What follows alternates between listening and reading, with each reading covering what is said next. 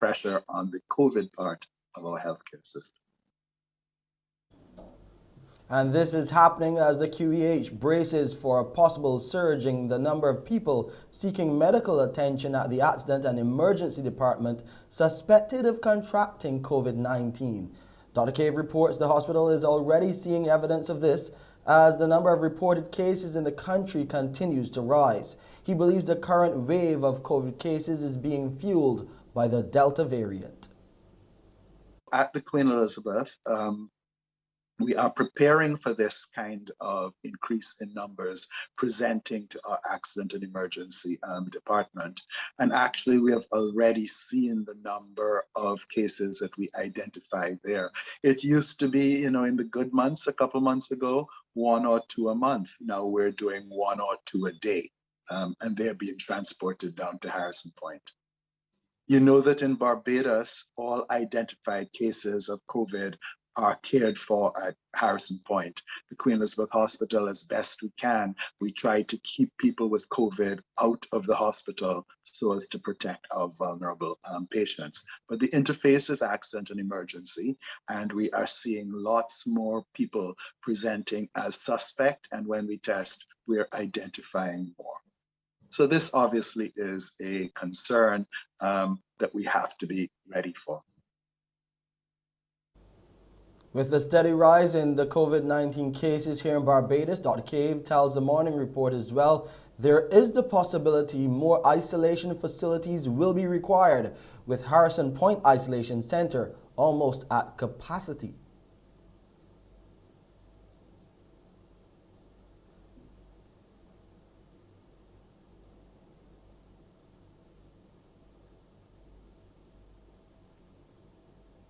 I know from Dr. Ford that he is concerned that the numbers are increasing at Harrison Point, and like we had in the early part of this year, we may very well very soon have to open additional isolation facilities. And the Queen Elizabeth Hospital supports the standing up of those facilities, and we are on high alert to respond to the national need.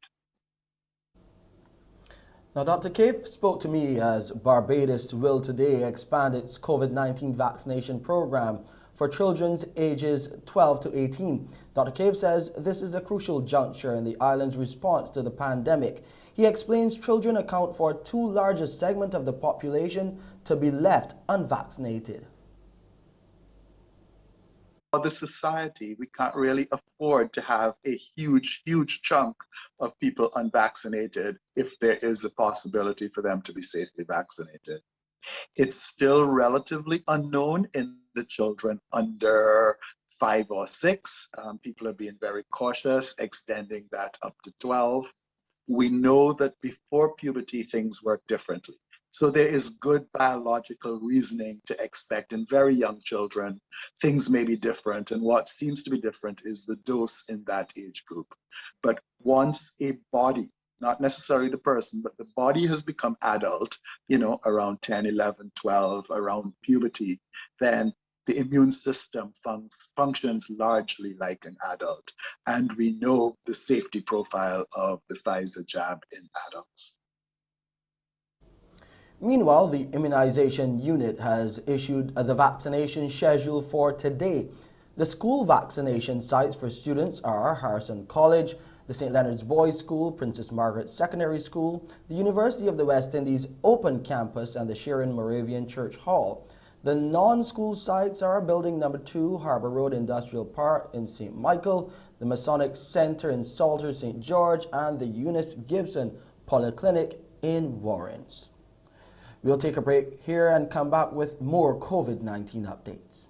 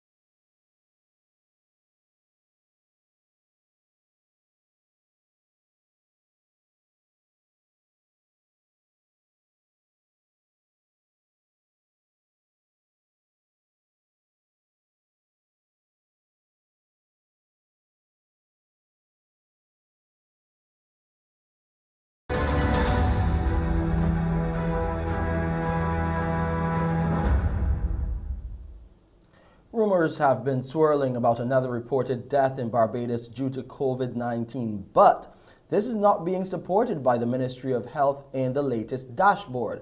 When asked, the Chief Medical Officer, Dr. Kenneth George, said he was unaware of any such report. The latest daily COVID report from Wednesday shows the number of new cases at 21, 11 males and 10 females from 1,398 tests conducted by the West Dos Santos Public Health Lab. The number of people in isolation has again risen to 183. Meanwhile, public health officials have administered 105,664 first doses of COVID-19 vaccines under the National Vaccination Program. Additionally, 92,706 people, or 34.2% of the population, have received second doses and are fully vaccinated. Bermuda's Chief Medical Officer has pointed to a link between children and the spread of COVID-19 cases there. The revelation comes as schools prepare to reopen. We have a report from Bermuda Broadcasting. Certainly at the start of this outbreak, it was driven largely by outbreaks in camps and in nurseries. So we've also had a situation where someone had not followed the child's 14 days continuum, and they brought their child from abroad, who unfortunately tested positive, and they had attended nurseries and camps, and unfortunately led to some transmissions. And this was an unvaccinated child of an unvaccinated traveller? I'm not sure I understand the full details about the parents' vaccination status, but the child definitely was unvaccinated and was positive, and did not stay away for the prerequisite time before they went back to schools and nurseries. Spread of the virus in camps led to parents being infected, which led to workplace transmissions and so on. As of August 24th, there are 141 active cases. Local transmission has been mainly within households, workplaces, camps and nurseries. The figures we have suggested that 44% of our local cases have happened within households or family settings, 25% in work settings, and 24% in camp or childcare settings. Can you tell us how many clusters there currently are? We're looking at about 5 main branches that we're following, and there are secondary clusters and tertiary clusters linked to those 5 main branches. The Guyana Police Force has been called to investigate a matter where people there have been conducting illegitimate business in relation to the possession and sale of vaccination books. 3 males were arrested after they were caught in possession of several blank vaccination books. We have a report from NCN News. Several persons are likely to face the courts soon as an investigation into forgery of the COVID vaccination books continues. Health Minister Dr. Frank Anthony says the police were summoned following a number of reports of the illegality. So if you steal one of those cards, then you can be charged for larceny, and there are specific penalties for that, jail terms and of course fines and so forth. And then if you change the information that is on the card, that is considered to be forgery. Dr. Anthony says the forgery of vaccination books can have dire consequences and will therefore not be tolerated.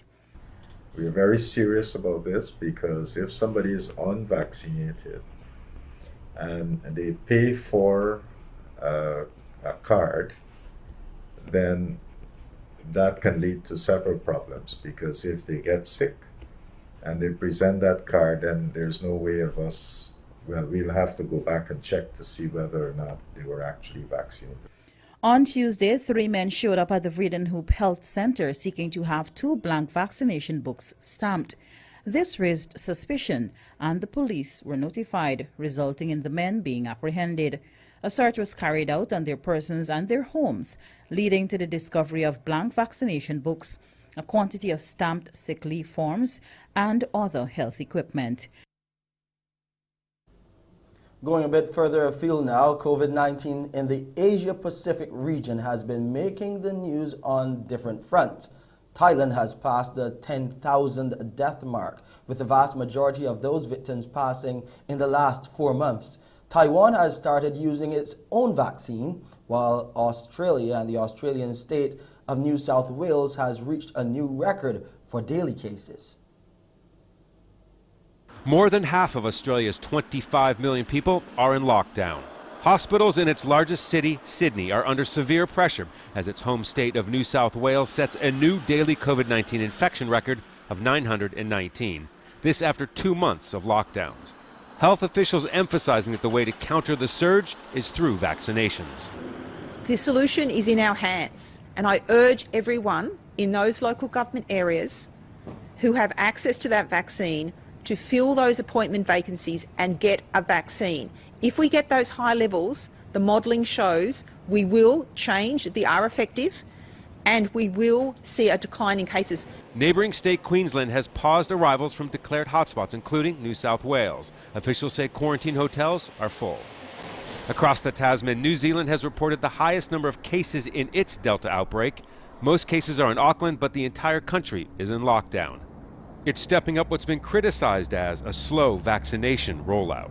Nobody wants to be in lockdown, and the best way that we can return to enjoying the freedoms that we have had for much of the last year is to get very high levels of vaccination. The hospitals in Japan are also struggling with a surge of new infections brought on by the highly transmissible Delta variant. 90% of Tokyo's critical care beds are occupied. The country has expanded its state of emergency to 8 more prefectures, making it 21 in total.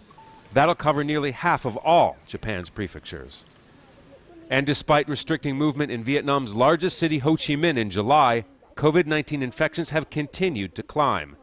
Soldiers have been deployed to enforce harsher curbs implemented this week. Ho Chi Minh has accounted for half of Vietnam's total COVID-19 cases and about 80% of the deaths. On her visit to Hanoi on Wednesday, U.S. Vice President Kamala Harris announced the United States will be donating 1 million doses of the Pfizer vaccine. Only 1.8% of people in Vietnam are fully vaccinated. In Taiwan this week, President Tsai Ing-wen launched the rollout of a domestically developed COVID-19 vaccine. She received her first dose of the Metadin jab that was given emergency approval by regulators last month. It uses a piece of COVID-19 to trigger the body into mounting an immune response. The move prompted strong opposition within the medical and scientific community because large-scale and long-term studies were bypassed. For the first time since May, no new domestic cases were reported in Taiwan on Wednesday. 40% of the island's population has received at least 1 dose of a COVID-19 vaccine. Let's go over now to Pearson to hear what he has for you on the Friday edition of Mornin Barbados. Pearson? Shane, thank you. You know, sometimes the news can feel so daunting and overwhelming. Well, today we want to just simply celebrate the best of who we are. There's an 8-year-old girl who's a part of the Paul family. She's written her own book, The Adventures of Poro the Polar Bear, telling some great stories. And so we'll meet the Paul family and little Anna in just a moment. She'll be launching that book tomorrow. We'd also today, if you would have remembered, been talking about the concert series, The Gospel According to. This time the orchestra, that program is ready for broadcast. And so we'll talk today with those producers and hear a little bit more about that experience and what we can look forward to when it's aired here on MCTV. Also today, there's a woman who has set her life, her passion to inspire, help people to grow. She's written a book, Tonight I'm a Butterfly, Celebrating Seasons of Change. We talked to her a little bit more about that as well. So that is just a little bit of what you'll experience when you join me here on Morning Barbados. It's back to you, Shane. Thank you, Pearson. Protest action called off at the Wilkie Cumberbatch School. We'll tell you why and all about that story right here on the Morning Report up next.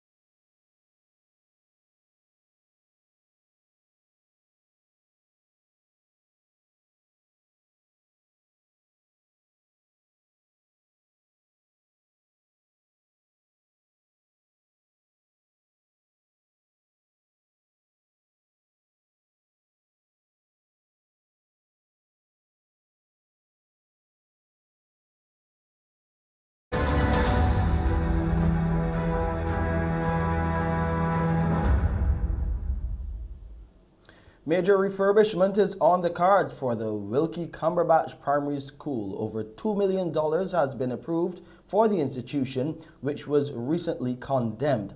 The Minister of Education, Technological and Vocational Training, Cynthia Bradshaw, in a statement issued yesterday, spoke about the release of the funds and alternative plans for the students once school starts. Cabinet this afternoon approved a $2.9 million supplementary for major renovations at the Wilkie Cumberbatch Primary School. The school, which was constructed back in 1966, has been plagued with structural problems dating back to 2009. Over the years, minor works were done at the school, and attempts were even made to acquire funding through the CDB to refurbish the school. Those funds, however, never materialized back in 2012, and it led to a further deterioration of the conditions due to administrative failings on the previous administration. Back in November 2020, the school was closed as a result of significant water damage and flooding, which compromised the roof structure in the main block. As a consequence, the students and teachers were relocated to the UE Open campus, the Seventh-day Adventist Church in Wilkie, and some remain at the school in the prefabricated buildings. Despite the relocation, we've also continued to do extensive renovations on the other buildings, and over the past few months, the ministry has had to engage a project team of architects, civil and MEP engineers, quantity surveyors, and the project, I'm pleased to say, is now at the tender stage.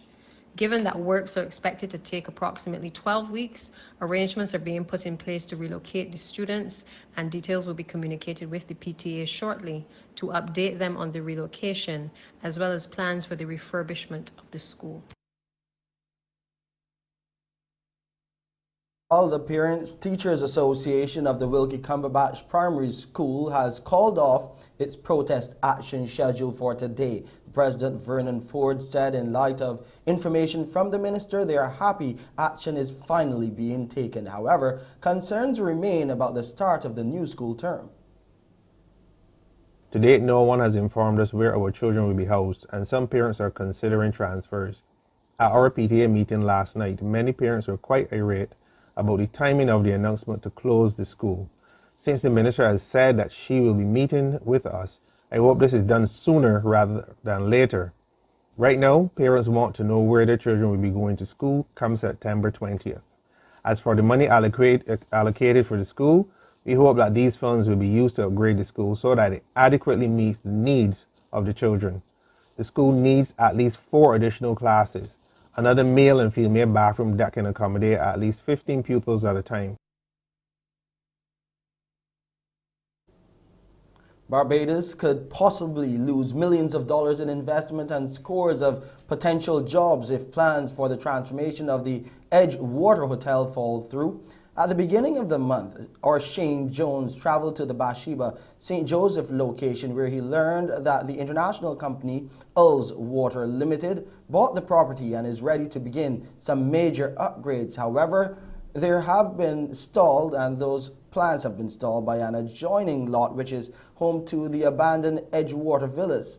It poses a health hazard, and residents have complained about it on numerous occasions.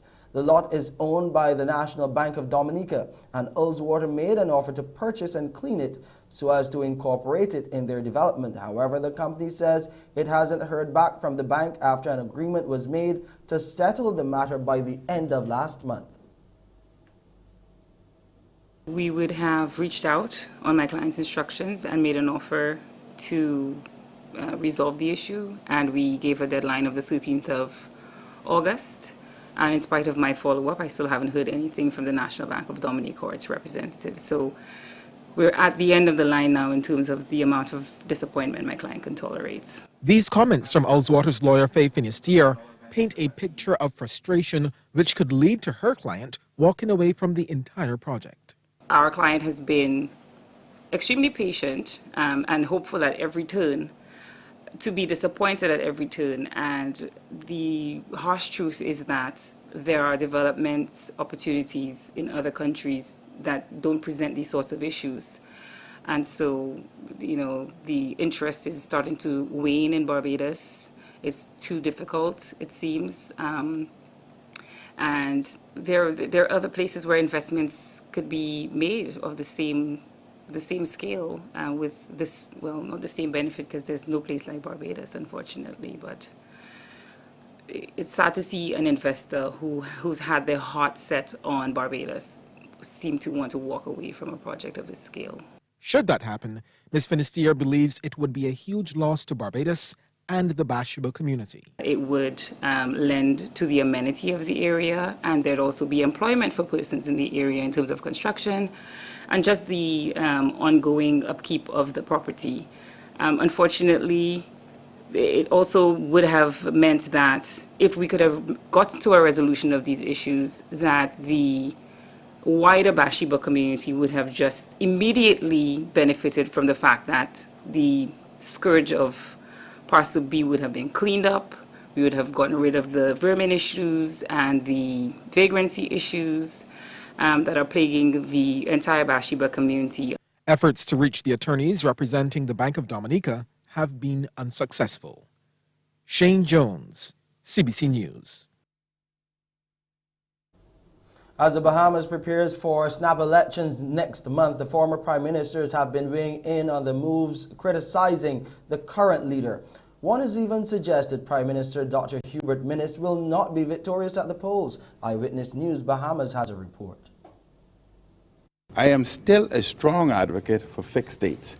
That's still coming. Former Prime Ministers Hubert Ingram and Perry Christie are calling Prime Minister Dr. Hubert Minnis's bluff. This as they criticize Dr. Minnis for calling an early election despite campaigning on the promise of a fixed election date. He indicated that he wanted fixed elections himself, but he didn't do it. Former Prime Minister Ingram held one snap election in March of 1997, 5 months before the end of his term. But he says going forward, he and former Prime Minister Christie determined that consistently holding elections in May was in the best interest of voters. I thought the public ought to have a good idea as to when elections are going to be held. We gave everybody an opportunity to register to vote.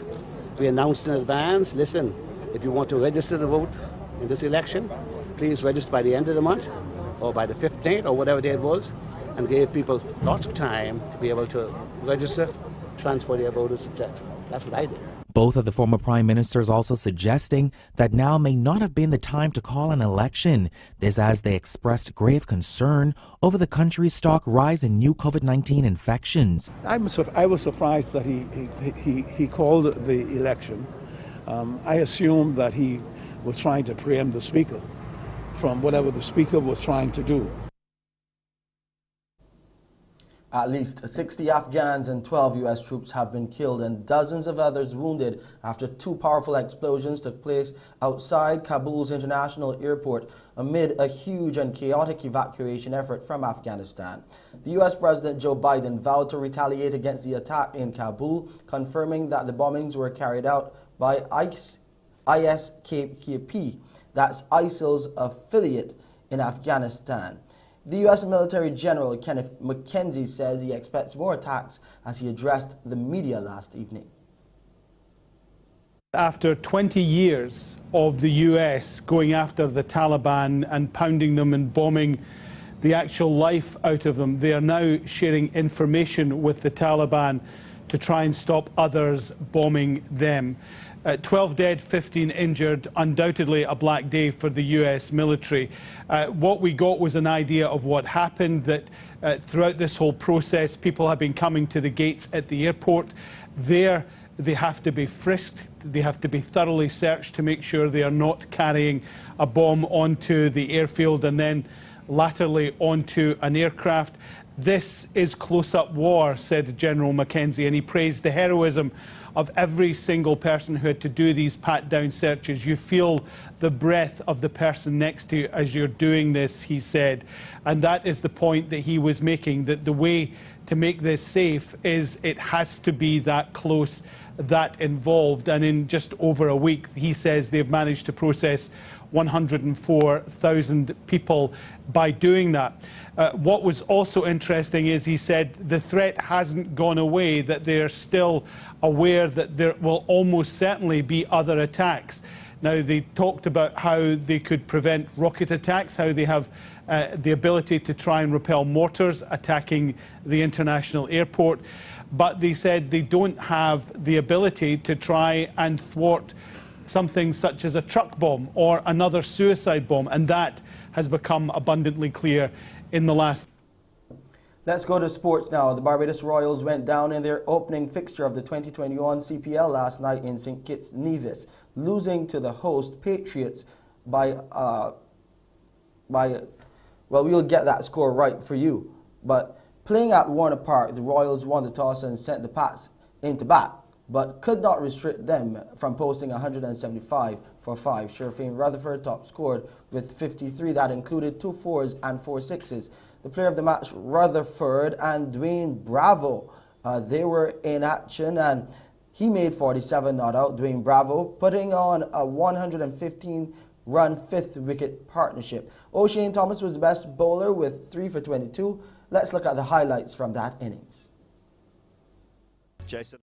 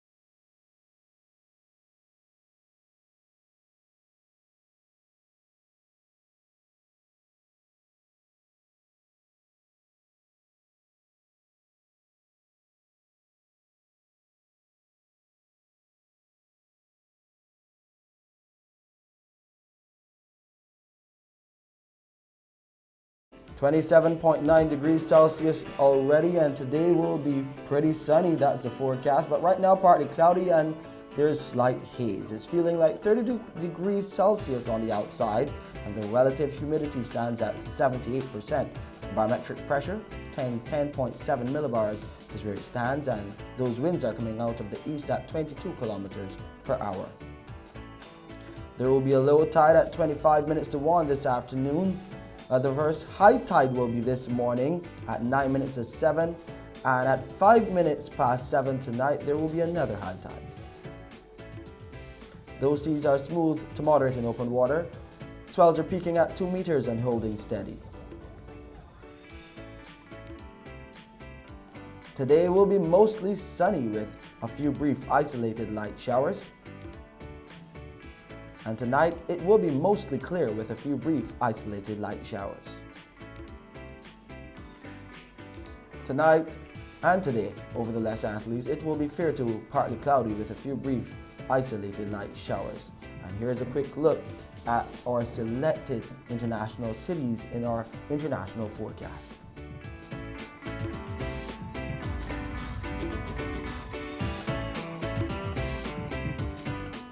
And that's it for the Friday edition of the Morning Report. I'm Shane Seeley. Have a good weekend. Mornin Barbados starts now. Wake up, wake up, wake up, wake up. Barbados, get up. Good morning. Good morning, Barbados. Good morning. Good morning to you. Good morning. Morning, morning, morning.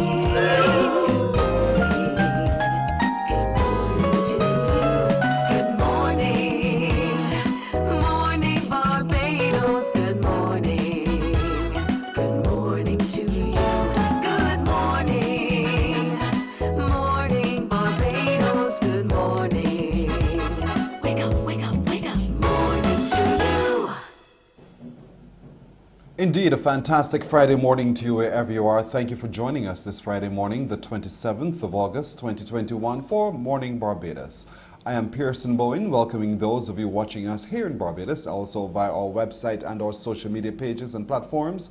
Grateful for your company. Apart from everything else I told you about earlier on, today we'll be hearing a little bit more about the Clean Up Barbados campaign and requests for all of us to join hands in this particular effort in September. We'd also today be meeting a young Barbadian songstress who's going to be singing for us this morning. Plus, we get the author of her book, Her Vocal Journey, as she believes everyone has a voice, and so everyone's voice can be adequately trained if we track our journey. That's just a little bit more of what to expect this morning. But let's get started this morning, this Friday morning, by meeting the author of the book, Tonight, I Am a Butterfly, celebrating seasons of change. Her name is Dr. Denise Charles. My friend, good morning to you.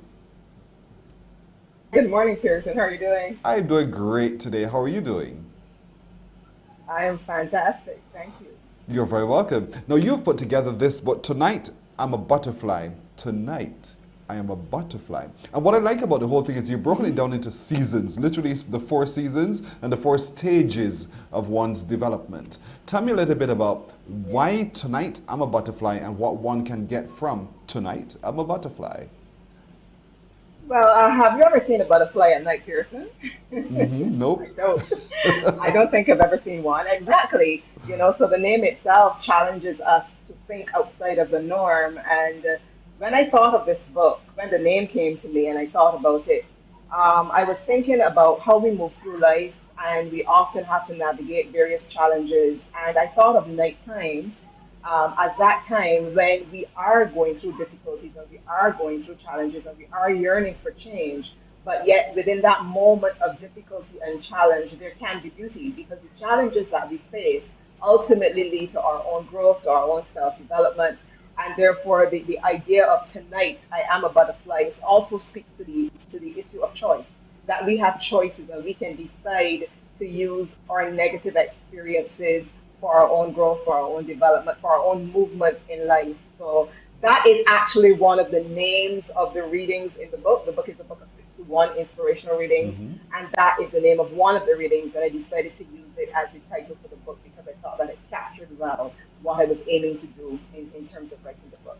If one looks at the development of the butterfly from the cocoon right through to those beautiful wings are spread, and that's the whole purpose of the book as well, because we all find ourselves in a place where either we feel trapped or we don't understand our potential. And so in chapter 1, in the morning, are you a firework? You know, that tells you a lot about whether or not you have the spark to create beautiful things. That's right. That's right. You know, because each of us has to look within ourselves to see what we need to use to galvanize us into action. It might be one thing for me, it may be something else for you. It may be a negative experience I might have gone through. It may have been a season of rejection. It may have been some difficulty that I had to overcome that I used to catapult me into the next level. And you might have your own dark moments as well. Or it could even be something positive, because there are positive experiences that can also be used to catapult us into further development and into further change. And that is the theme of this book, because the byline is celebrating seasons of change. So it is about capturing all of those moments, both the good and the bad, to enable us to catapult and move into another level. But you know, even in the stage of darkness, because you fire fireworks in the dark, in the state of darkness, there are some beautiful things that can emerge. And that's the whole point, to get yourself centered in the space where you know for sure who you are and what you are and what your potential is. A firework doesn't question what it's going to do. It's going to shoot off into the air and burst into something beautiful. That's right. Same thing with a butterfly. Found in a cocoon, you're developing there, That's and then you're going to grow into something and you fight your way through. So in the morning, there are a number of steps that you're asking us to follow. But what I love about the book as well is that we're journaling as we go. You force us to stop and consider what are the things that would be possibly holding us back from moving forward. That's right, Pearson, because the thing about this book, even though it has that title, it is not one thing right throughout. So there are 61 distinct readings which can stand on their own. Each reading is distinct. Each reading can stand on its own. And they talk about various elements of life. So whether you are a young person, you're an entrepreneur, you may be a coach, a life coach, someone who wants to get some information that you can help move someone else to another stage, or it might be for your own self-development. You may be man, you may be woman, you may be a professional, a mother. It doesn't matter. This book has something distinctly different, which enables you kind of reflect. And as you said, each reading has a reflection at the end. So it is like a journal. There's 61 of them. So there's 61 different spaces for you to write and interface with the information which you would have just read. And as you saw, each reading is fairly short. So they're not, you can do they're bite sized. So you can do one a day, you can do one in the morning and one in the evening. And I can guarantee you that they will help. I've been getting some really positive feedback from those who have read the book already. That's fantastic. I think this is such a must-read for teenagers. You're at that miserable period of time when you're wondering, what will I be? What should I be? Do I want to?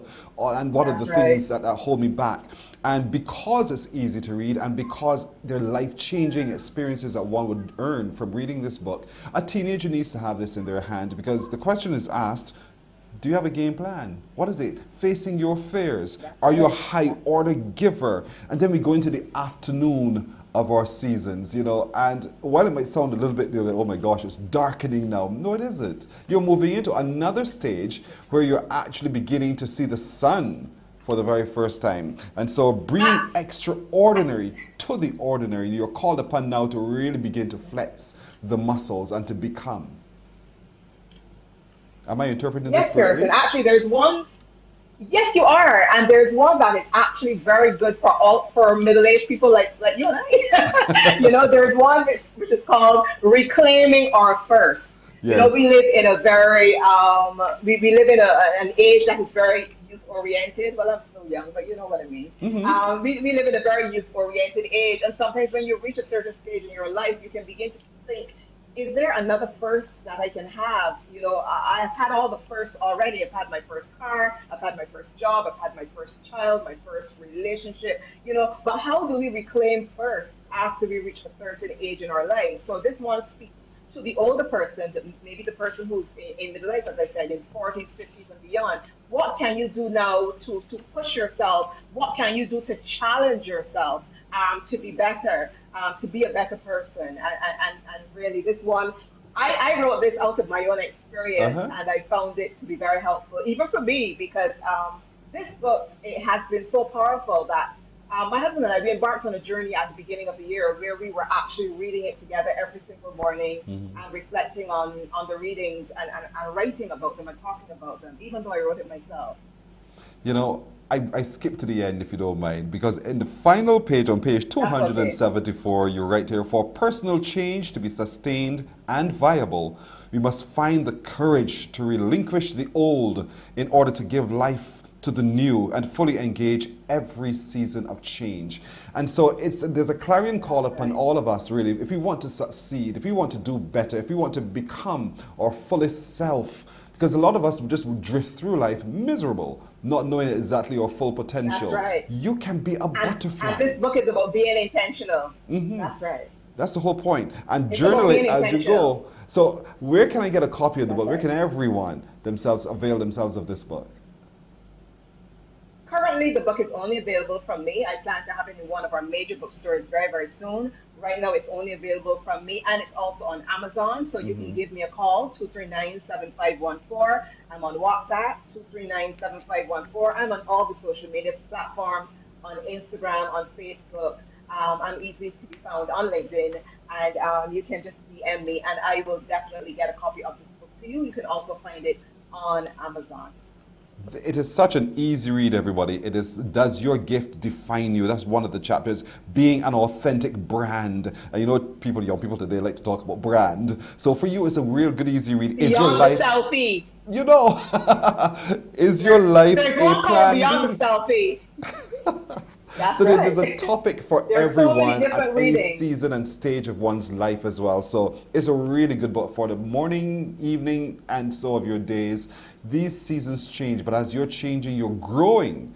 It is not about dying, it's about growing and developing one's self as well. So great. But tonight, I'm a butterfly. And so today, we're encouraging you to really get the book by calling Denise Charles, Dr. Denise Charles, on 239 7154 27514. No, 7514. 239-7514. Send her a WhatsApp note. Get a copy of the book. Look, it's right there on your screen. 239-7514. Guarantee you this is going to be an easy read, but it's going to be a most stimulating moment of your life once you pick it up and you begin the journey towards becoming your butterfly. Dr. Denise Charles, thank you so much for joining us this morning. Thank you, Pearson, for having me. Blessings. Blessings to you too. Morning Barbados will continue with a whole lot more right after this.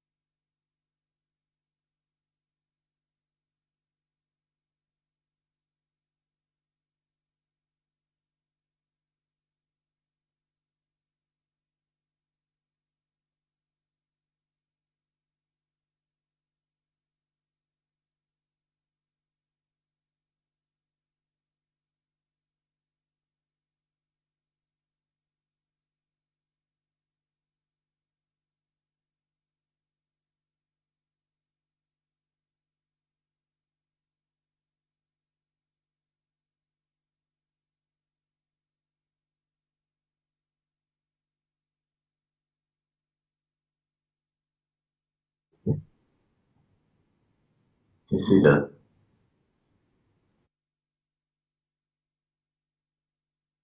Morning, morning, morning. Good morning. Good morning to you.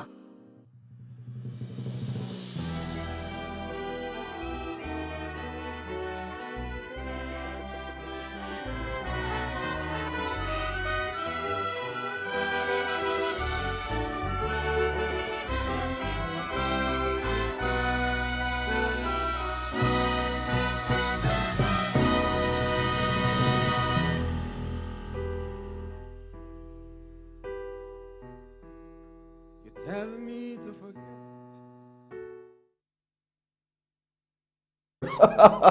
After it was getting so deep into it, the mighty Gabby with the band of the Royal Barbados Police Force, the violinists as well. We're talking about the Gospel According to Concert series, and that episode is the orchestra. The people behind the Gospel According to the concert series are Kevin and Tashida Callender. Good morning, both of you. Good morning, Pearson. Good morning, Pearson. Good morning, Barbados. Good morning, everybody. Good morning. So we done the good mornings now? Listen, congratulations. Concert number 1 is all done and it is stunning to watch. Let's talk a little bit about that. How was it really when it got into live action? You hear, stand by, go. How was that for you? You mean this morning or the actual recording? The actual day of the recording. On the actual day of the recording, it was surreal seeing all the elements being pulled together, seeing the police band, seeing everybody in their uniform, seeing all the artists, seeing the lights, seeing everything coming together. It was just kind of extremely overwhelming for me. I was just completely consumed with emotions. Tashida doesn't know this, but I actually took a 5 minutes to go away and cry.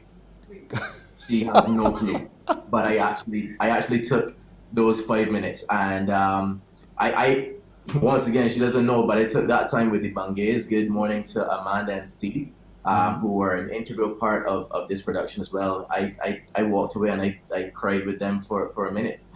Tashida, there's a lot you don't know, girl. He's hiding from you. Apparently so. That's coming on national TV, right? Yep. You know, but there's one thing you do know, Tashida, is that you have been able to pull this together. And this is just the first in the series of episodes of the Gospel According to, or as I call it, TGAT.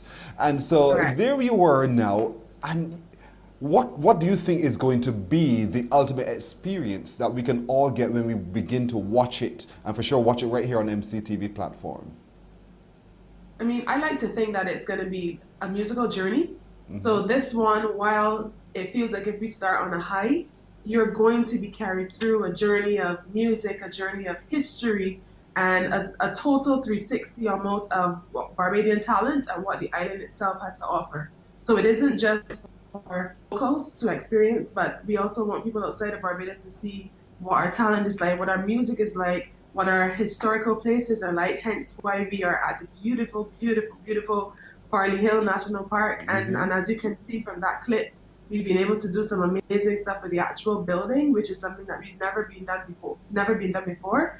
So that in itself means a lot to us and the journey that we're going to take you on through this concert series. You lit up the buildings and you lit up our emotions right away when we saw it in that clip that we just shared just before.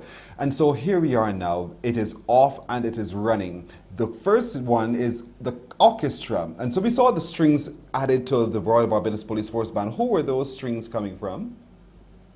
That was the Angel Strings section, a group called the Angel Strings. Yes. But then there's also another surprise element for you in there. I'm not gonna say until you watch it. But there's a surprise element in there for you, and that's the surprise. Kirsten, you're usually the one asking the question, but I want to ask you a question right now and put you on the spot. What was your feeling just now when it stopped? Because I know, like for me, watching it, and this is the second time it has happened. Watching that clip just now, I'm watching it and thinking, okay, you tell me to forget that where's my grandmother? Where is she born?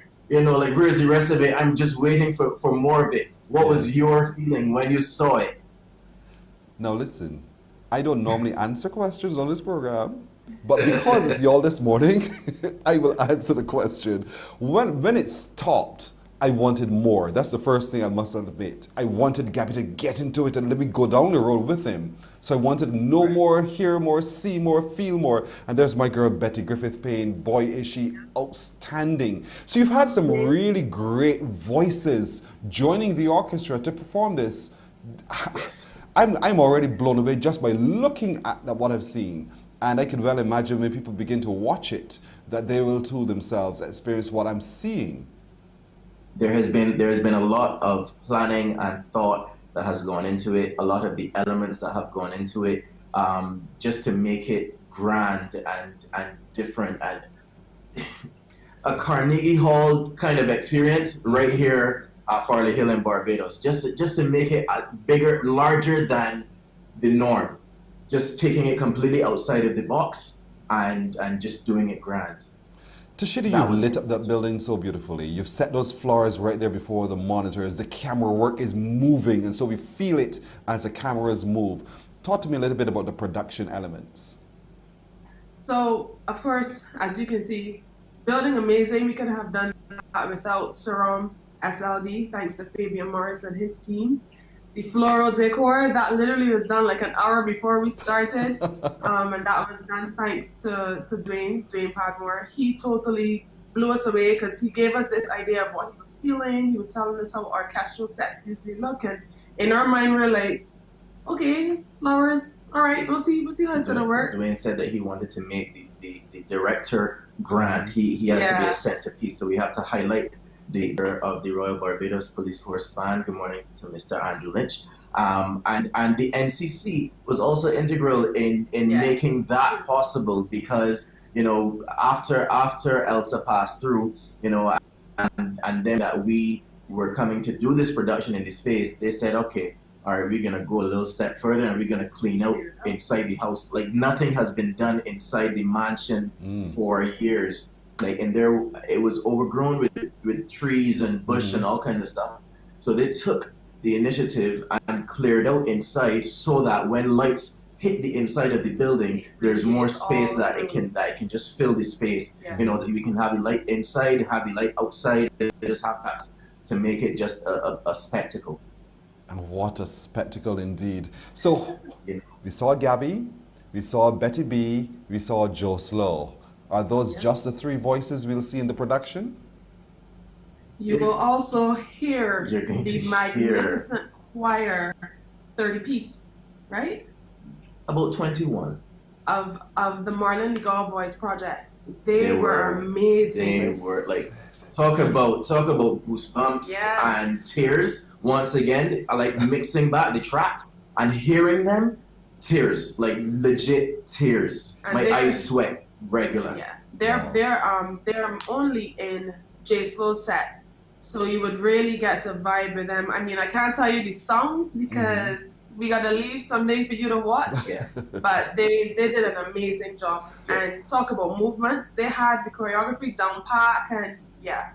Yeah, I know what you're talking about. Each artist had their own element. Yeah. So we had Betty. Betty was she was an entity, an institution unto her own self. Like she didn't need anything else but cameras, lights, and sound. Yes. Jamal, he had the choir element, and Gabby had the strings. I'm telling you, listen.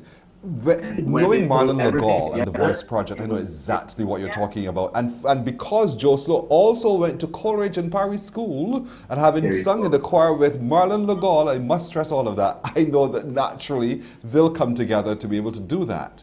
But we're looking forward to when this really hits the screen. So you want to talk to us a little bit now about when Bajans can begin to consume the excellence of the Gospel According to concert series and how? Well, they have started to consume in its literal form. They've started to consume already because there's it's like, you know, when you go to a concert, when you go to a show, you want to go to the bar and get something to drink. You want to go and get something to eat, get your bites and whatnot. So there is a platform that has been created that you can actually have your food. You can actually have food and drinks ordered and delivered to you. So there's that, you know, consumption element, but as it is there on the screen right now, you can consume it, the actual production. Tomorrow, Saturday, it's tomorrow already. Saturday, 7 p.m. At 7 p.m. and it's on multiple platforms. So as you said, MCTV's Trident 10 platform. I mean, it can be seen in Barbados tomorrow, and you know, just multiple platforms you have that you can see. And YouTube channels. Go ahead. You can sit and relax. I see here at the bottom of the screen, as you've been talking about, order your beverages and your bites from Peckish Menu. And to get to the Peckish Menu, where can we get that Peckish Menu? Yeah, so we pretty much created a platform where you can order food and drinks, and that's menu.tgatseries.com. And we've been able to partner with the amazing restaurants here. We've got Beyond Sushi for those sushi lovers. We've got Chicken Barn. We've got Curbside Cafe, which is a mobile food truck. And we've also got CJ's Gourmet Sweets, who they do like brownies and cookies and really, really nice things. Sweets, gourmet sweets.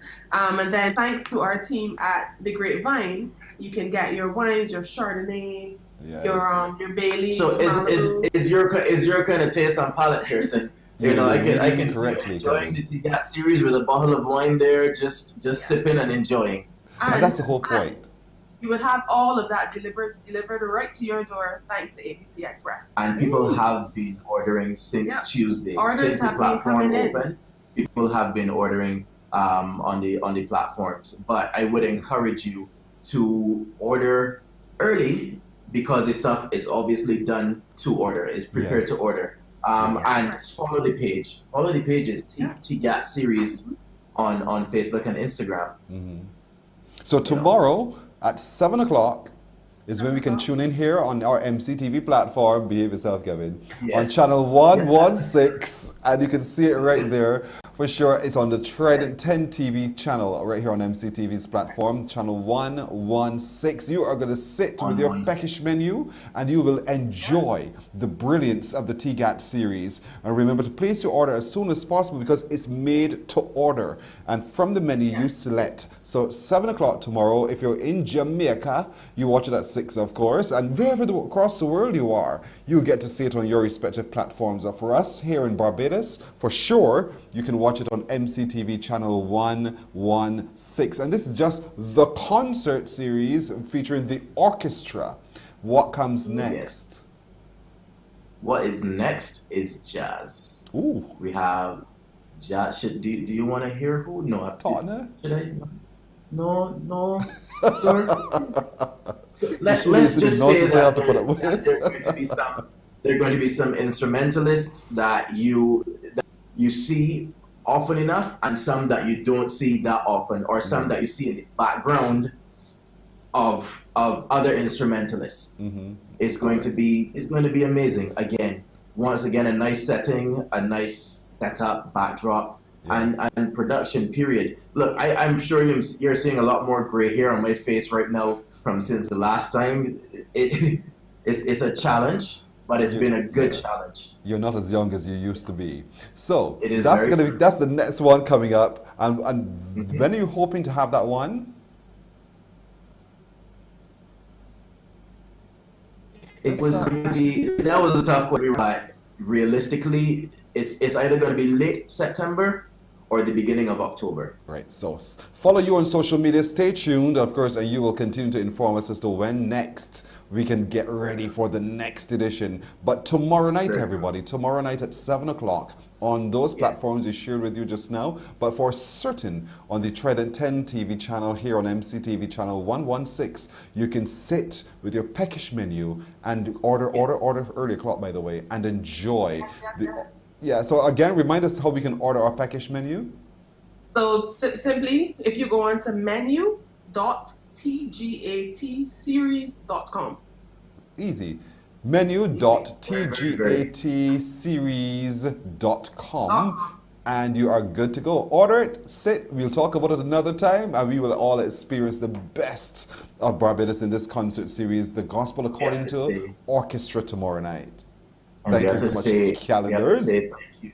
We have to say thank you to you, Pearson. We have to say thank you to the National Cultural Foundation, the National Conservation Commission, and everyone who has been a part of bringing this dream to fruition.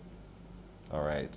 So no more tears. Thank you so much for joining us. No more. Thank you. Kevin and Tatish, Sheila Callan, got me tight down now. Yes. Thank you so much, the producers of the TGAT series. Again, we'll catch up with you as the next one draws a whole lot nearer. Thank you so much. Thank you.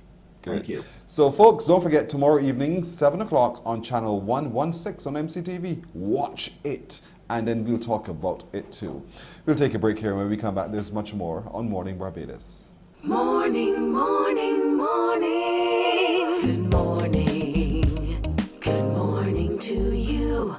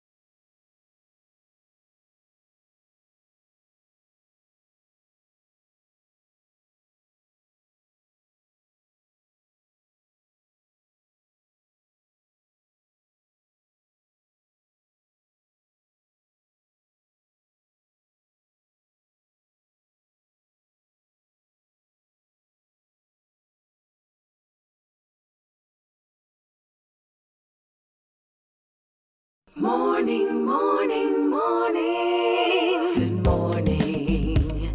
Good morning to you. Time for that look at the news. Here is Shane Seeley. Thank you, Pearson. There is now limited space, and this is bed space that we're talking about at the Queen Elizabeth Hospital, and it's not linked to the current surge in COVID-19 cases. Speaking exclusively to the Morning Report, the Director of Medical Services, Dr. Clyde Cave, says the situation is about admissions, and they have doubled over the last few weeks. Here's what he had to say. While a lot of energy is being focused on COVID, we are seeing increasing numbers of our patients with other diseases. the non-communicable diseases, who are sicker and requiring hospital than we're accustomed to. This is not the high time of the year where we expect traditionally large numbers to be admitted. And our usual admission for these kinds of cases to the hospital are 15 a day at this time of the year. We're now at 25 and over per day. And those patients are more ill than we expect, so they stay in hospital longer. So there is extreme pressure on the Queen Elizabeth Hospital for beds for non-COVID patients, as well as the pressure on the COVID part of our healthcare system. The news comes as Barbados will today expand its COVID-19 vaccination program to include children ages 12 to 18. Dr. Cave says this is a critical juncture in the island's response to the COVID-19 pandemic. He explains children account for too large a segment of the population to be left unvaccinated. For the society, we can't really afford to have a huge chunk of people unvaccinated if there is a possibility for them to be safely vaccinated. It's still relatively unknown in the children under 5 or 6. People are being very cautious, extending that up to 12. We know that before puberty, things work differently. So there is good biological reasoning to expect in very young children, things may be different. And what seems to be different is the dose in that age group. But once a body, not necessarily the person, but the body has become adult, around 10, 11, 12, around puberty, then the immune system functions largely like an adult. And we know the safety profile of the Pfizer jab in adults. And the immunization unit has issued the COVID-19 vaccination schedule for today. The school vaccination sites for students are Harrison College, St. Leonard's Boys School, Princess Margaret Secondary School, the University of the West Indies Open Campus, and the Sharon Moravian Church Hall. The non-school sites are Building No. 2 Harbour Road, Industrial Park, St. Michael, the Masonic Center in Salter, St. George, and the Eunice Gibson Polyclinic, that's Warren's Polyclinic. Rumors about another reported death in Barbados due to COVID-19 are not being supported by the Ministry of Health in the latest dashboard. When asked, the Chief Medical Officer, Dr. Kenneth George, said he was unaware of any such report. The latest daily COVID report from Wednesday shows the number of new cases at 21, 11 males and 10 females, from 1,398 tests. The number of people in isolation is now 183. Public health officials have administered 105,664 first doses of the COVID-19 vaccines under the National Vaccination Program. Additionally, 92,706 people, or 34.2% of the population, have received second doses and are fully vaccinated. Major refurbishment on the cards for Wilkie Cumberbatch Primary School. Close to $3 million has been approved for the institution, which was recently condemned. The Minister of Education, Technological and Vocational Training, Sandy Bradshaw, made a statement issued yesterday, and she spoke about the release of the funds and alternative plans for the students once school starts.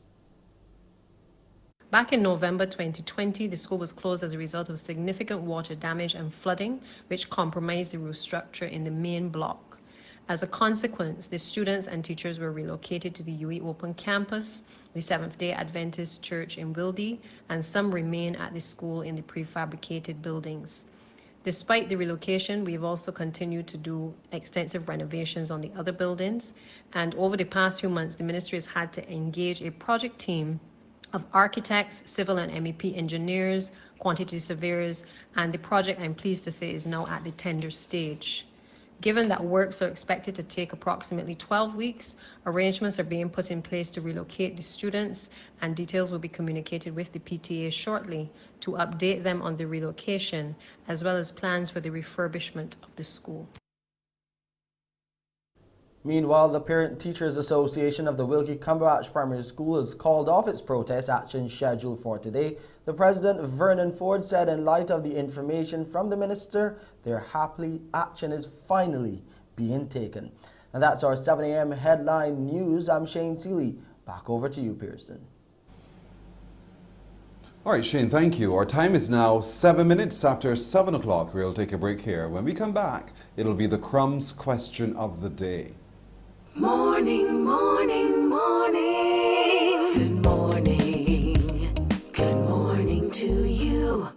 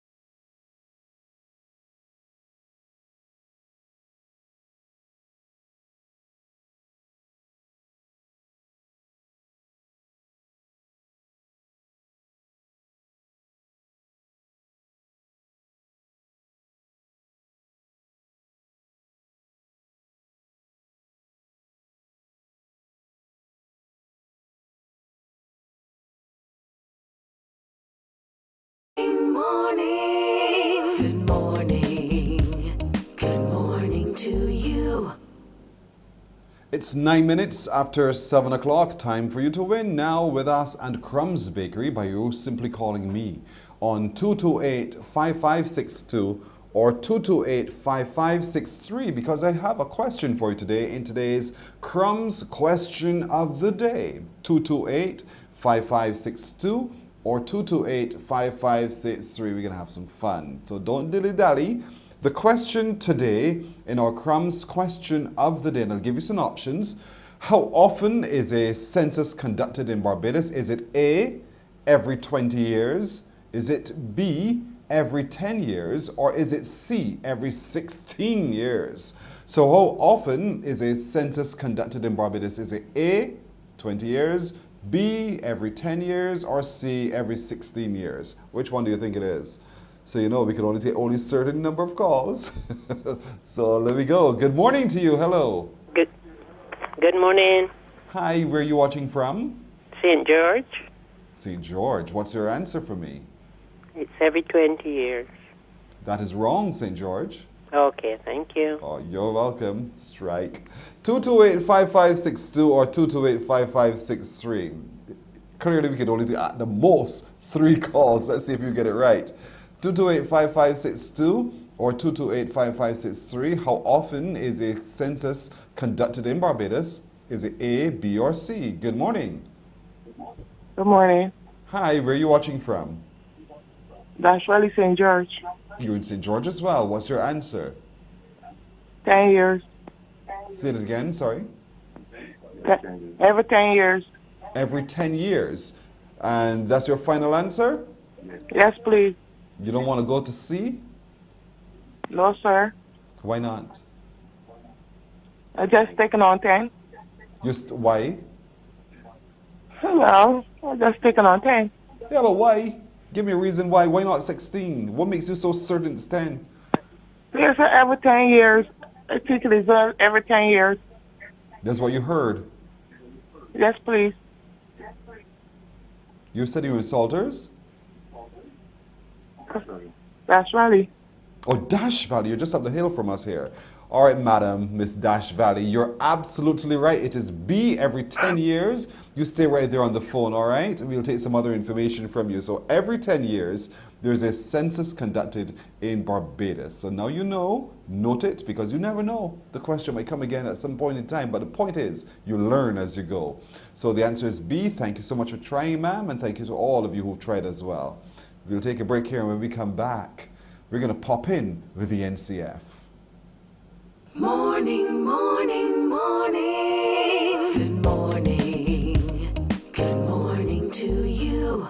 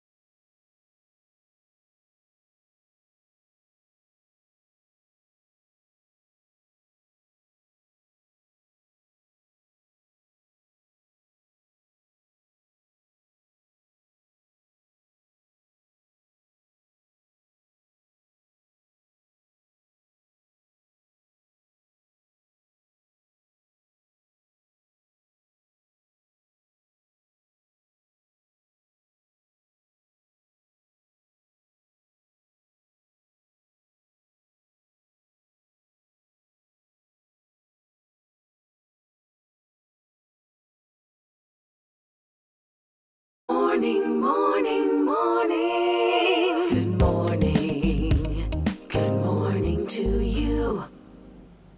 15 minutes after 7 o'clock. How was it for you the last time we spoke about popping into some of the great places in Barbados to buy Beijing? We'll catch up now with Paula Jackman, who's marketing assistant with the National Cultural Foundation. Paula, good morning. Good morning, Pearson. How are you today? I'm doing well. How are you doing?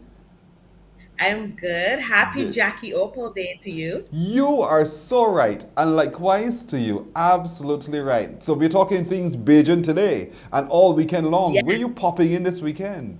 Of course. Well, before I get into that, I want to invite everyone to have a look at the NCF socials this morning at 10 a.m. We are paying special tribute to Jackie Oppel, his former friend and former chairman of the NCF and former journalist Al Jilts will be paying special tribute. So inviting everyone to watch that.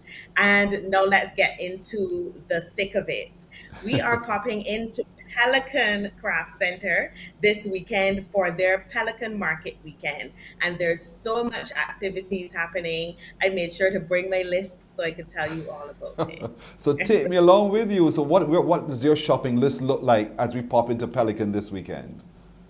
Well, we're starting with some exercise because I know we've been all eating a little bit more than usual with all the lockdowns, etc. Yes. We've got some happy way on, so we're going to check out the open day at the gym today. It ends at 8 p.m. So if you're watching this now, you've only got a little more time to get there. And then from 10 a.m. until 12 midday, there's going to be a tie-dye workshop with Keisha Thompson from Cotton Trendy. And then there's also glass bottle cutting, a demo that you can watch in pottery classes, worry and potter. And I personally learned to play worry. I didn't say I'm good at it. I could tell. But I learned to play it. Because if you were good, you would have said that. Yes, ma'am. And there's going to be jewelry making demos, a heritage exhibition in the Bagnall Point Gallery at that happens all day from 10 until 6, and then there's an official opening on the main stage at 4 p.m. today, and don't miss the fashion show as well at 5 o'clock. So much to do, and that's just day one. And there's also activities tomorrow, Saturday, and on Sunday.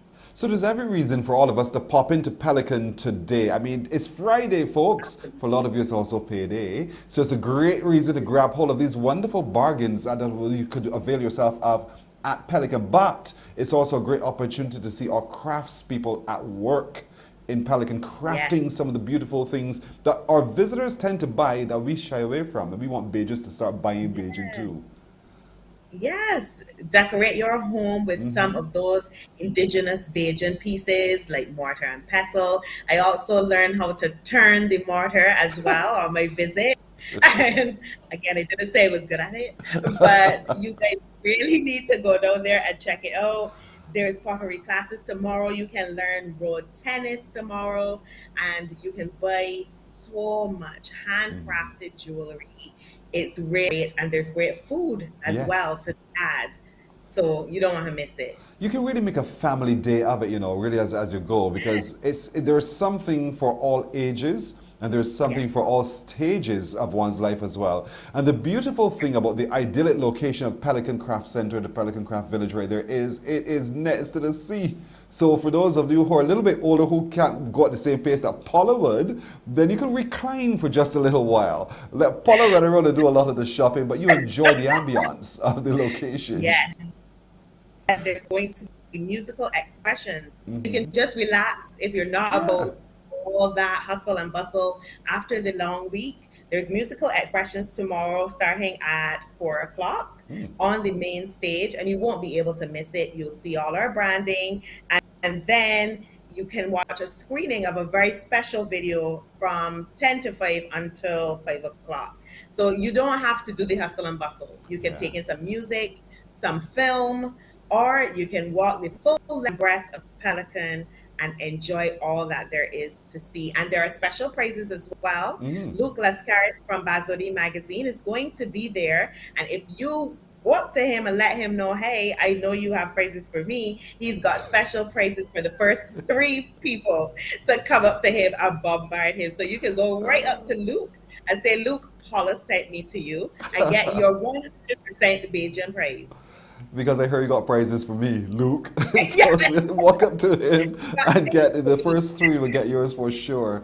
This sounds really, really fantastic. So it's today, then tomorrow, and it's also on Sunday. Saturday. Yes, we have activities on Sunday as well. You can check out the family breakfast on Sunday morning. I'm a girl, I love to eat, so I'll start there.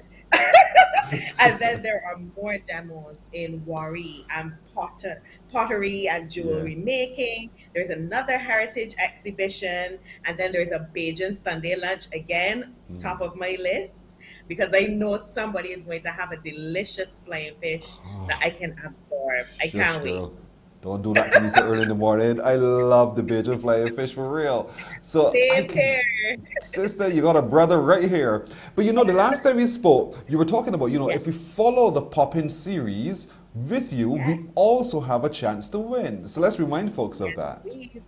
So remember to tag us as you come along. This is your last chance at the NCF Barbados on Instagram. You can tag us on Facebook as well, NCF Barbados over there. And we are watching for your tags in your video or your still shots. And we have a special set of prizes for you as well. So make sure you let us know that you've been popping in ever since we went to Brighton at 6 a.m. 2 weeks ago, all the way to starting at Pelican tomorrow morning.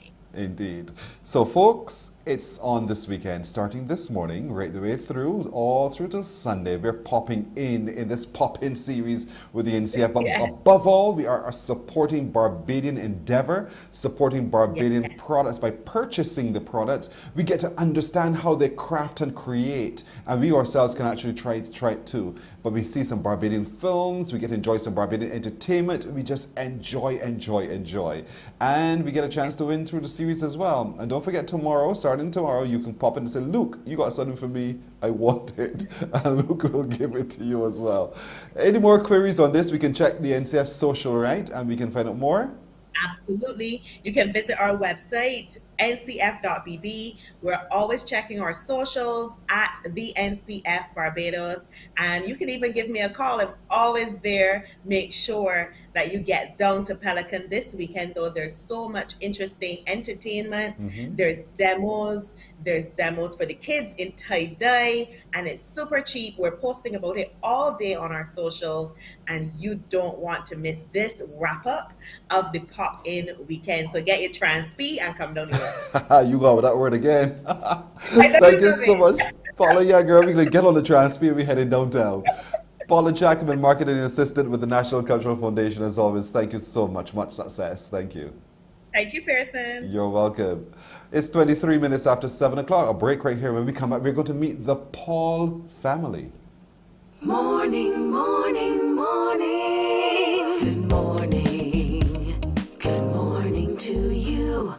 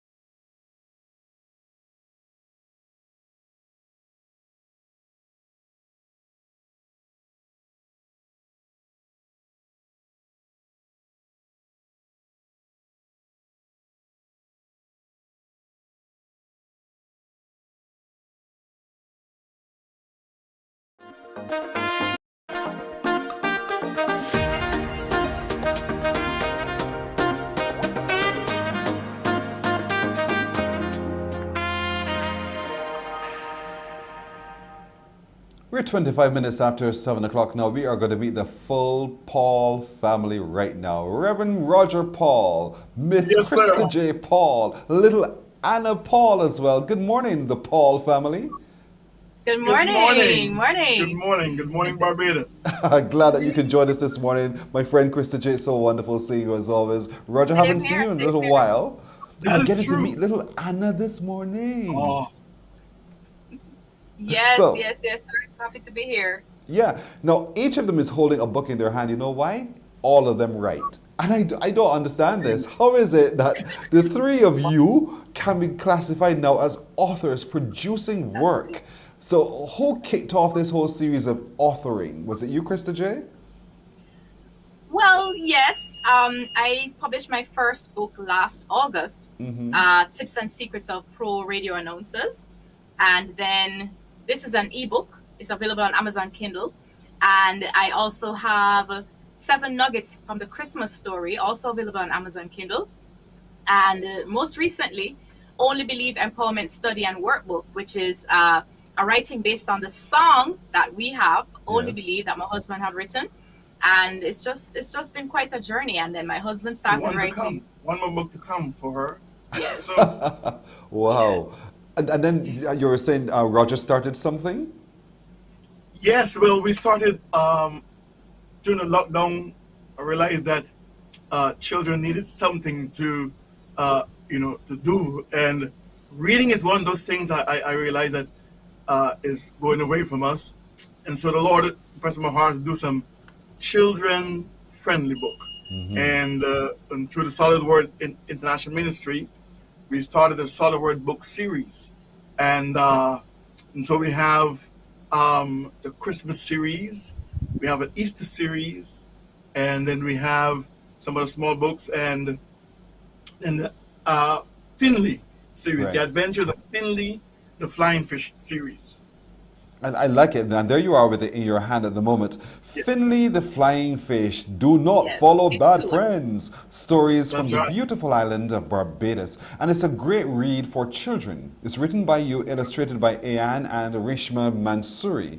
So this book series is also available on Amazon, but it's a great delve into the animal kingdom. And sometimes we don't think that we can learn a lot from animals. You're kidding me. Because as you watch how they interact and relate one with the other, and the pecking order, one respectful of the different person's That's right. perspective That's within that order. There's a lot we can learn, and children can learn from this as well. This sounds really fantastic. And then right sandwiched between you is the newest author, 8 years old. Anna, good morning. Good morning, Mr. Bowen. How are you doing, Anna? I'm very well, thank you. Good. Tell me about the book that you have written. Well, the name of my book is The Adventures of Poro the Polar Bear. So what did you learn about the polar bear, or what are you trying to teach me, big old me, about the polar bear? Well, there are fun facts in the book about polar bears.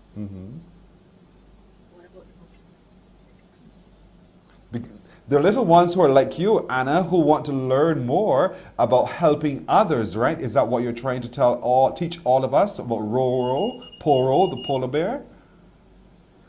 Yes, please. Why do you think we need to help others? We need to help others because the Bible says, do unto others as you would have them do unto you. The golden rule. Wow, I saw your reaction, Krista J, when she actually was able to quote that part from the Bible. That must have made your heart soar to hear your little one, responding to the investment into her upbringing that you guys have poured in. Amen. Yes. She has just been, you saw my reaction just now. And that is a reaction I often have because, at 8 years old, she just speaks above her age. And even when, I asked her, what's the inspiration behind the book? And, for her to say that she wants children around the world to read it and to come to know Jesus and to be able to write their own stories as well to help other children around the world. So it's just really heartwarming. Actually, we should say that we did not We did That's not right. push her to write this book. That's right. She was inspired by my husband's books, The Adventures of Philly the Flying Fish. Mhm. And, well, you can let them know you were inspired by this book. And, you know, she just wanted to start writing. She just came to us one day and she said, "Can I read my story to you?" Wow. And that was it. We did not prompt her. And this is the first of a 5-part series right. for The Adventures of Poro the Polar Bear. right. And the other 4 books actually deal with the fruit of the spirit. Again, we did not influence her. We did not tell her to write this. Her Nothing. own concepts, Yeah. everything. It's just all her. Anna, you are special. You are very special. You're definitely God-given, touched by God to really make a difference in the lives of young people like yourself, to show them the way that it has been shown to you by your parents. And this is fantastic. So, Roger, tomorrow, I know you guys, both you and Krista, are going to step up because something special is happening tomorrow as it relates to Anna and her book. Can you tell us? That's right. That's right. Well, tomorrow, first of all, is my wife's birthday tomorrow. And really? But yeah. And so we're going to spend that day. She's going to spend it with us in Sky Mall. And we'll be there from morning time open with these books and going to share with all Barbados, come out and sharing these stories. I mean, the beautiful stories for children, fun facts in the books, and we just want to share it with everyone. Wow. So tomorrow, from the opening of the mall, as long as it Yes. takes, for real, and are you going to be specifically somewhere, or we just walk through the mall and find you?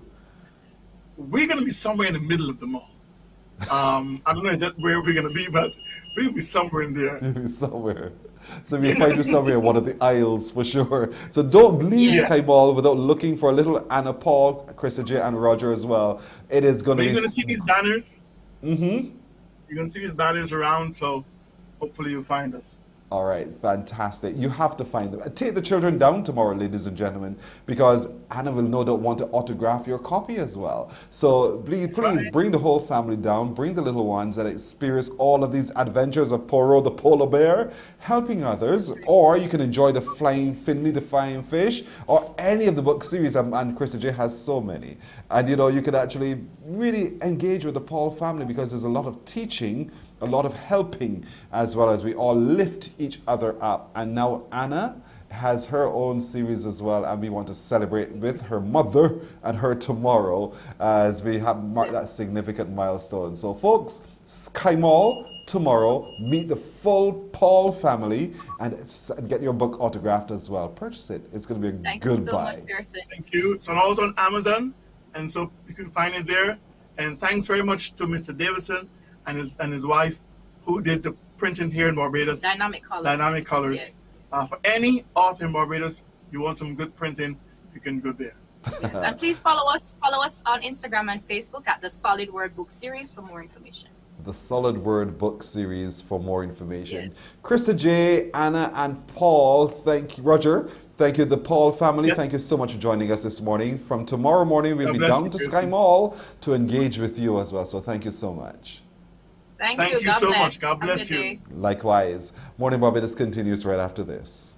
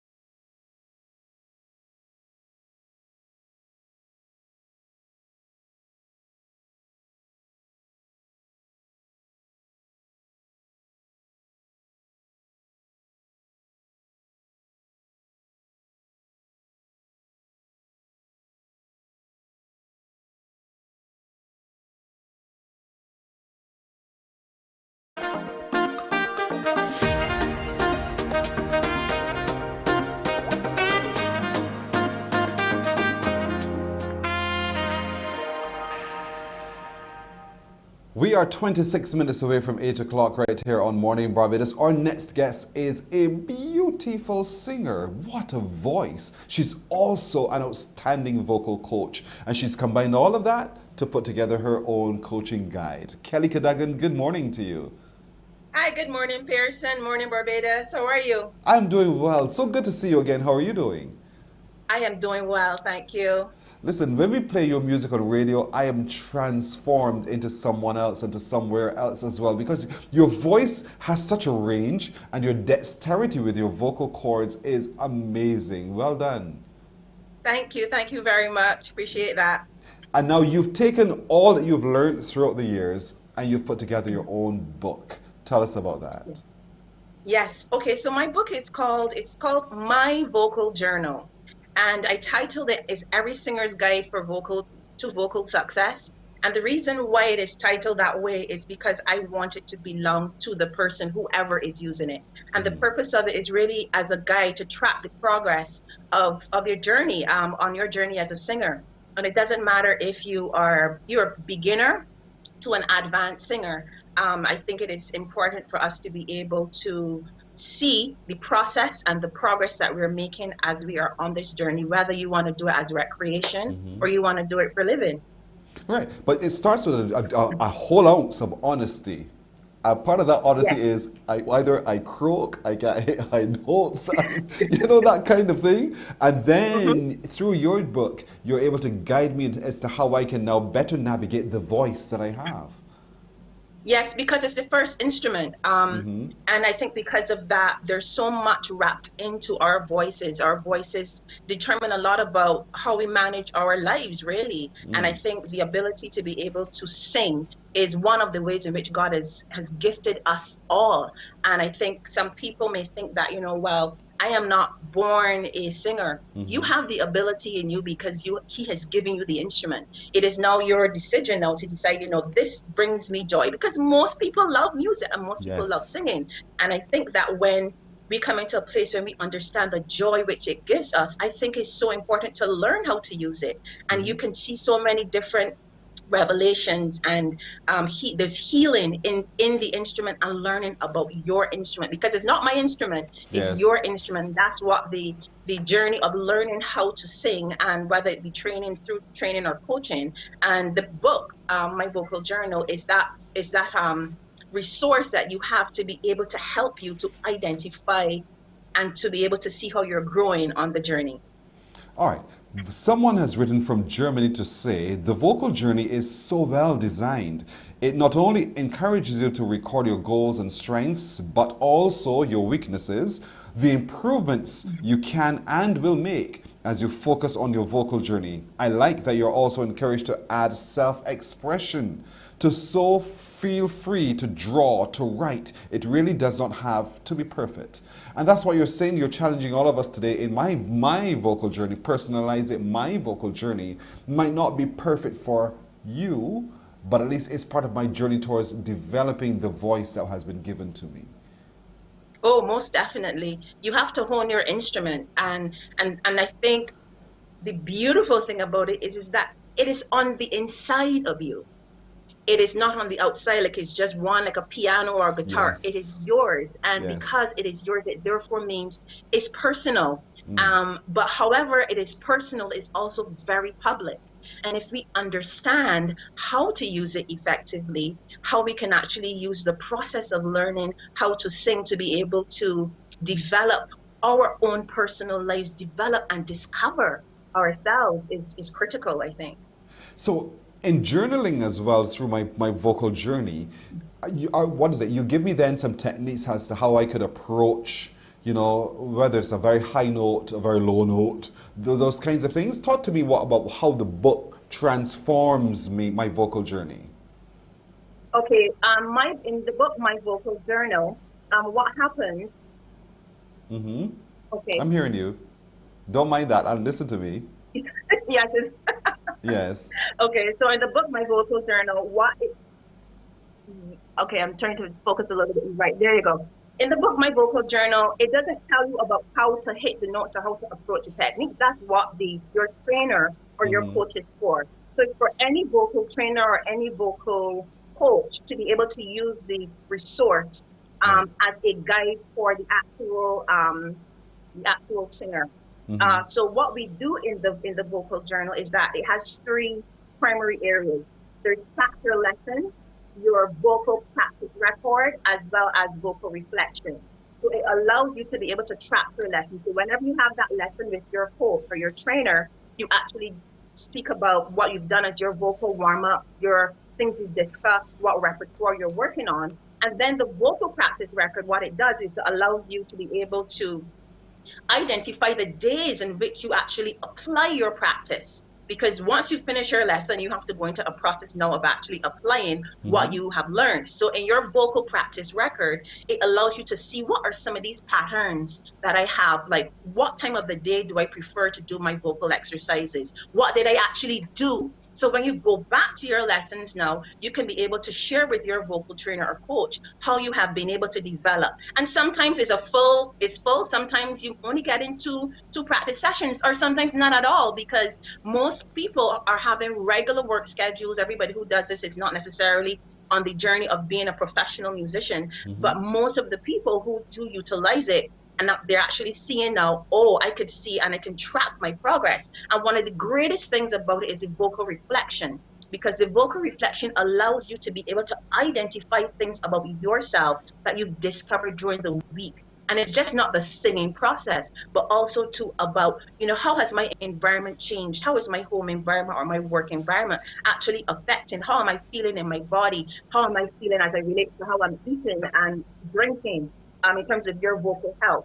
And these are the three areas of which you track. You have 30 lessons which you can track that information.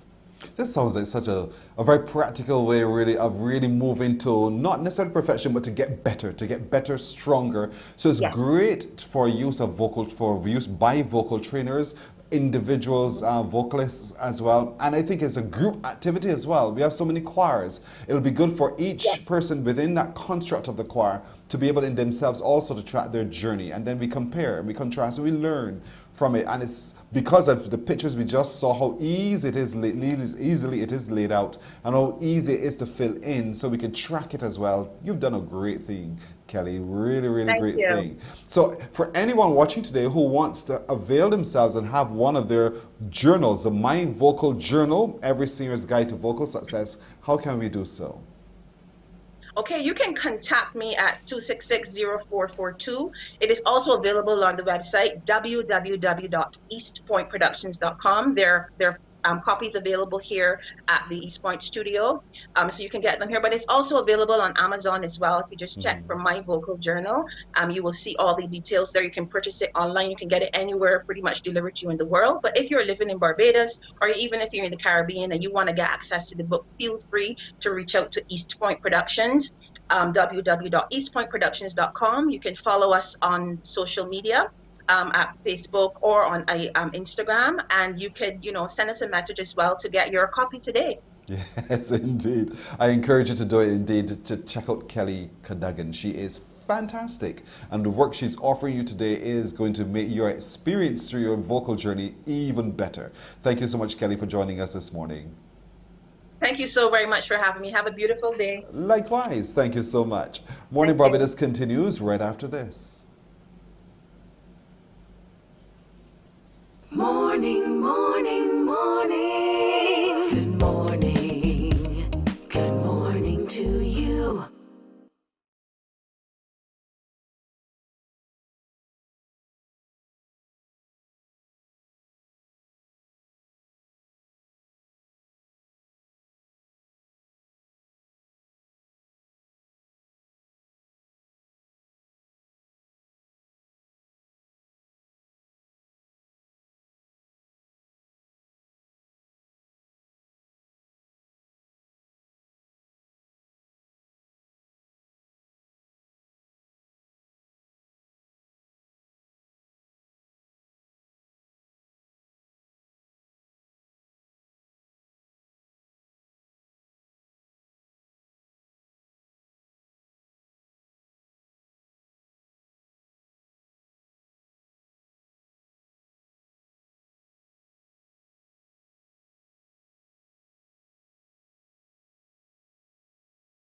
morning to you. 15 and a half minutes now to go to 8 o'clock. So here we are again reminding you of the upcoming campaign to clean up Barbados on September the 18th. And joining us this morning to remind us that we need to register is Anne Harding, who is the project manager of Clean Up Barbados, and Abigail Sandiford, who is a project assistant. Good morning again, both of you. Good morning, Pearson. Good morning. So, and since last we spoke, how was it? Are we seeing more volunteers stepping up to say, I want to be a part of the cleanup? Yes.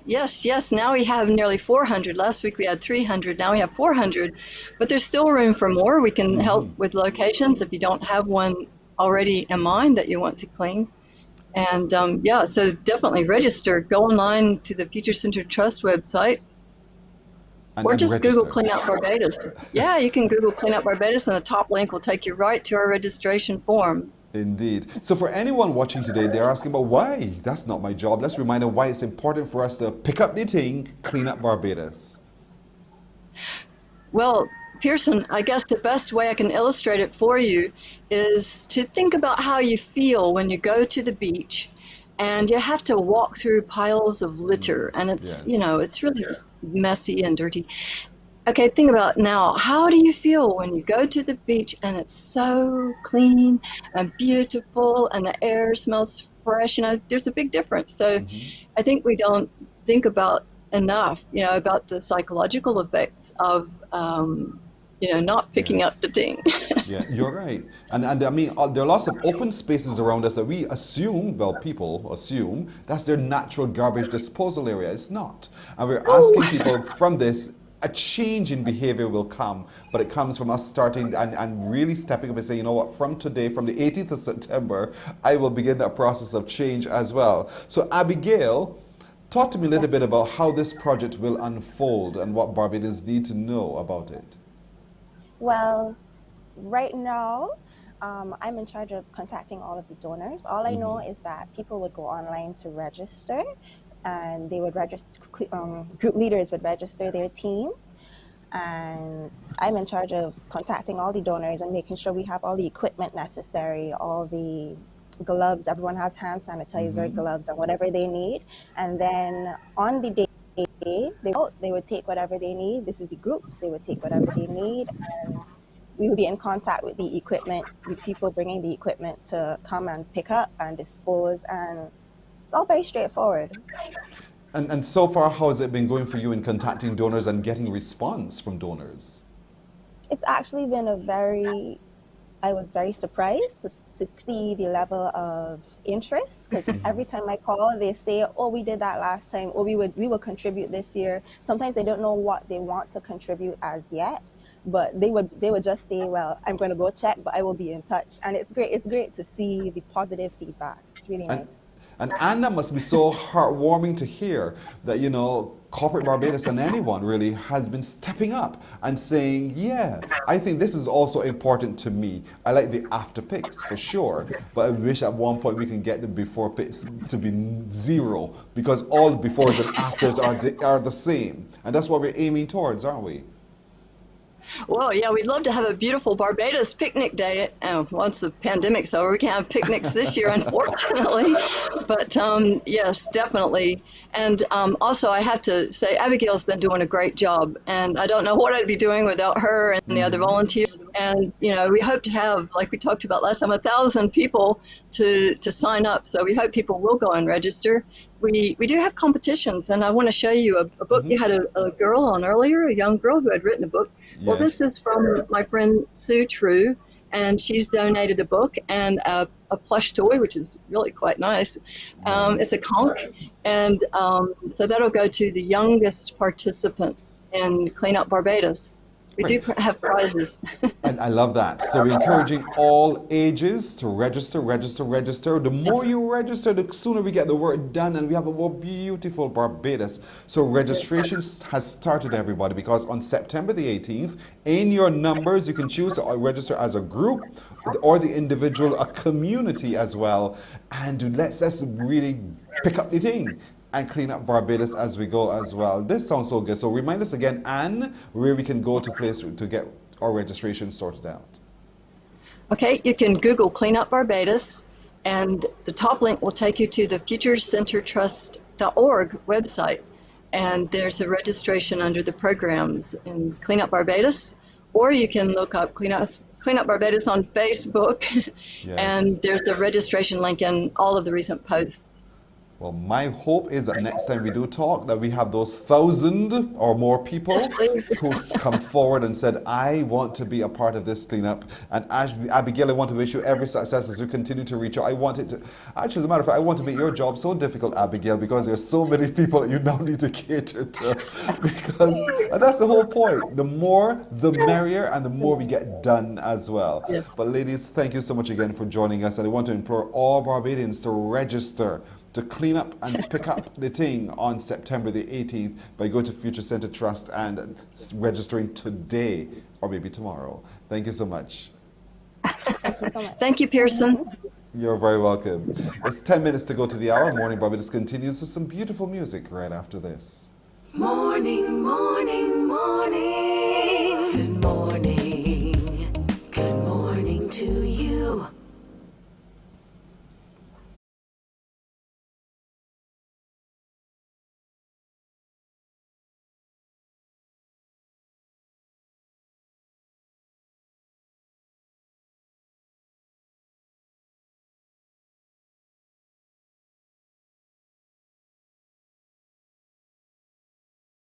Morning, morning, morning. Good morning.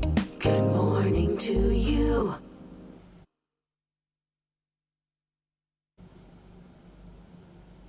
It's 9 minutes to go to the hour of 8 o'clock on this fantastic Friday. Don't forget, today is Jackie Oppel Day.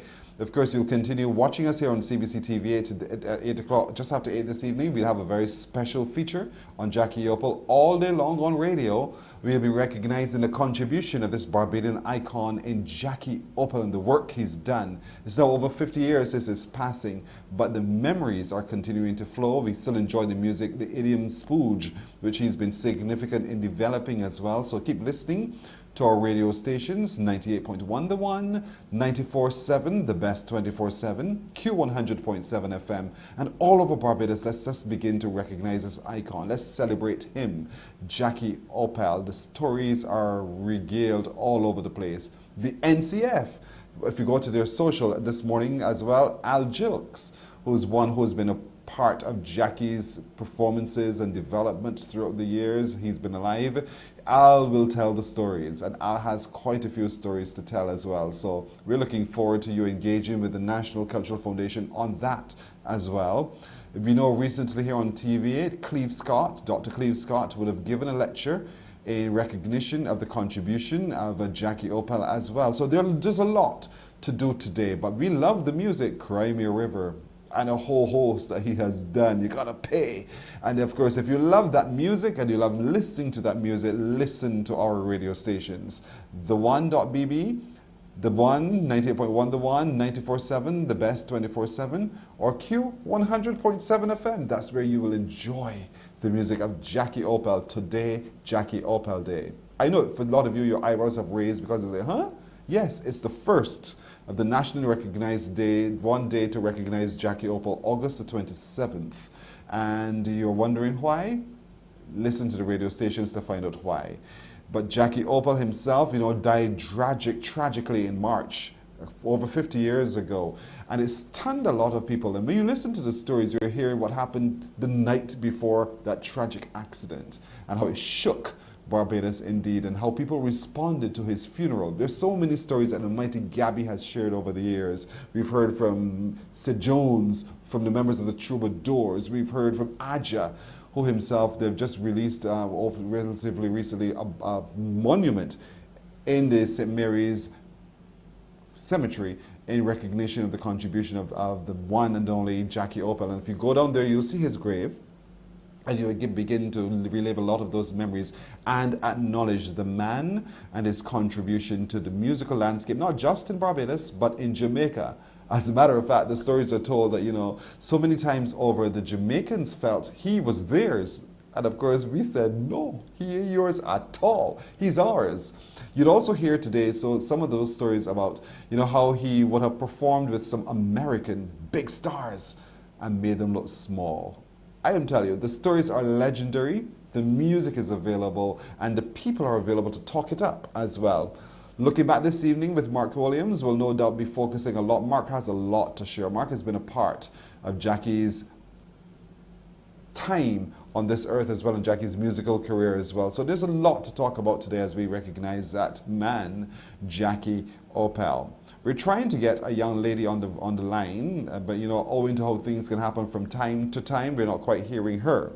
But I want to remind you to continue to listen to our radio stations today. Watch here on TV8 because later on is that special in tribute to Jackie Oppel. But there's also CPL cricket.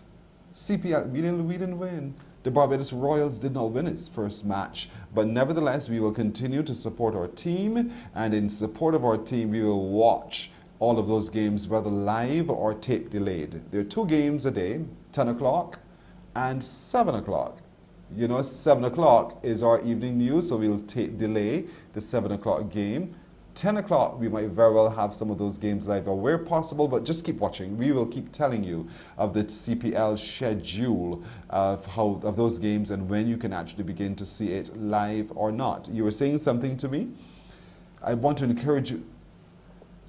All right, I want to encourage you as well to get the book. Tonight, I'm a Butterfly. Tonight, I'm a Butterfly. Celebrating our season of change, written by Denise Charles. And it's a great journal that you need to get a copy of as well. But take a look and take a listen of this, a Santa Blossom, at her song, Atom.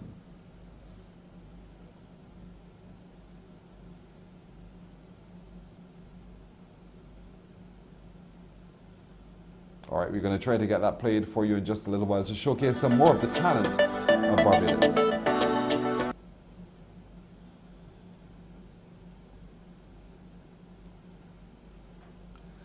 But you can continue to listen to 94.7, the best 24/7, the only 100% local music station on the island. But it's more than music, we do local talk too. And certainly as you listen to 94.7, you get to hear some of this as well.